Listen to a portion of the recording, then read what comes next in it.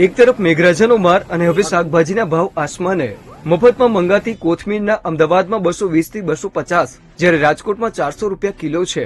અમદાવાદમાં ફ્લાવર 80 થી 100, જ્યારે રાજકોટમાં 200 થી 300 ના ભાવે વેચાઈ રહ્યું છે। અમદાવાદમાં ટામેટાનો ભાવ 40 થી 50, જ્યારે રાજકોટમાં 60 રૂપિયા છે। અમદાવાદમાં મરચા 50 થી 60 રૂપિયા, જ્યારે રાજકોટમાં 100 રૂપિયા ભાવ છે। અમદાવાદમાં આદુનો ભાવ 180 થી 190, જ્યારે રાજકોટમાં 200 રૂપિયામાં વેચાઈ રહ્યું છે।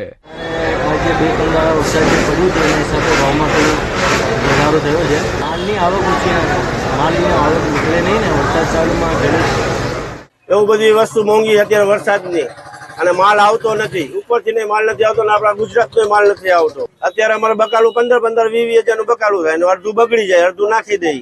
બીજી તરફ હોલસેલના વેપારીએ આવક ઓછી હોવાનું જણાવ્યું। વરસાદના કારણે બધી ચીજમાં ભાવ વધી ગયા છે, ડુંગળીમાં બી આવક ઓછી છે। આમ એક તરફ લોકોને વરસાદથી સર્જાય